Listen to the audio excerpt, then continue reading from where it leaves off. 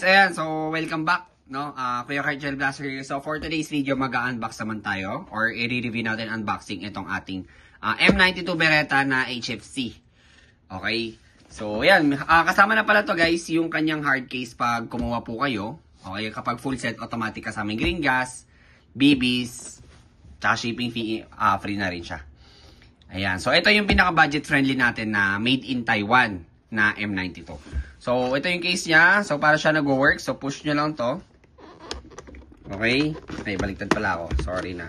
Ayan. So, push nyo lang to. Then, kuha. Tapos, unboxing na tayo. You know.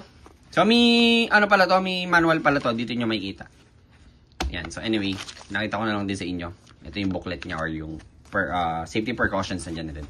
So, anyway. Itong unit natin na M92 Beretta. So, ito yung pinaka-budget friendly natin na made in Taiwan as you can see. Ayan, no? So, silver, ano to guys yung color niya is silver finish. So, talagang makinang. No? So, kung makukumpara nyo, yung M92 ng WE, okay, para sa akin sa color, dito ko sa silver finish ng HFC. Kasi mas trip ko talaga yung mga gantong silver finish na makinang talaga. Kasi yung WE na M92, which is, hindi siya katulad ng gantong silver finish. Hindi siya ganito kakakintab talaga. No, makikita niyo naman yun sa YouTube channel ko or dito sa Telegram. Papost ko naman din tong video na to sa Telegram tsaka YouTube. No? Anyway, so full metal unit talaga to. As you can see, again, ito yung pinaka-budget friendly natin na made in Taiwan na M92. Okay? So, if naghahanap ka ng mga old style or classic, no, isa rin to sa mako-consider mo rin. Talagang solid. So, may marking siya dito sa kanyang hand grip ng HFC.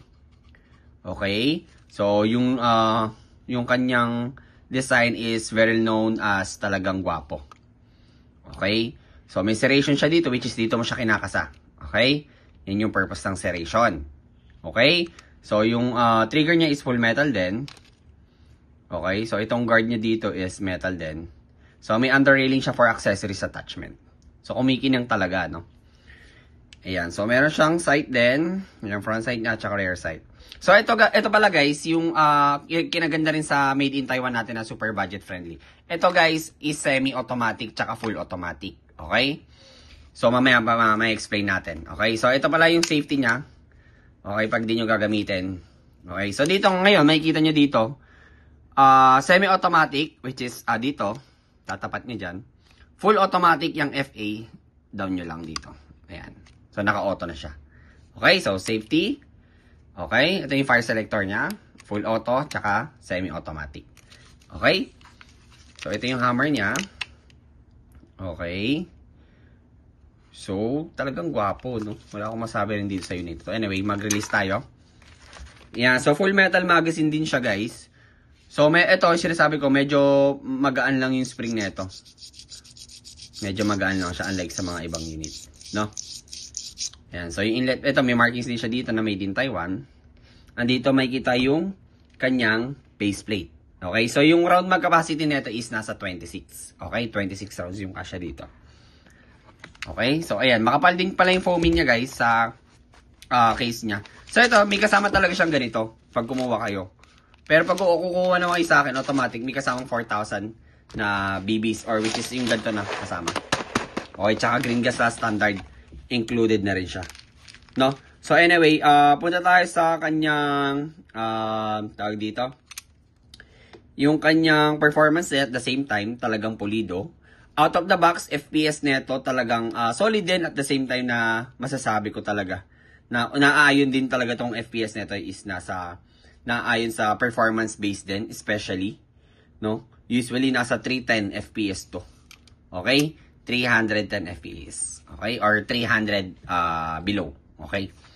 So, pag nag-open chamber naman, okay, ganyan itsura niya. Nag-open chamber. Gwapo, no? Talagang gwapo siya. As you can see. So, pakita ko sa inyo guys na full metal. Okay. Yan. So, ganun lang guys pag magtatanggal kayo. Okay? So, usually, kapag ang maintenance nito, dito lang kayo maglalagay ng lube. Yung lube. Alam niyo yun. Okay, yung silicone oil or lube yan usually. So full metal construction yan as you can see naman. Okay, so dyan kayo maglalagay kasi since dyan yung nakakaskas. Yan, dito din. So, pagbalik, usually, madali lang din naman. Nagkakaproblema, ganyan lang. Yan. Tapos, automatic naman maglalak to eh. Okay? So, pupush down nyo lang to pag gusto nyo i-open yung katawan niya. Okay? So, available naman to guys sa ating Google Drive. Okay? So, ito yung talaga yung pinaka-budget friendly. Check nyo na lang doon sa Google Drive natin. Okay? Thank you so much po.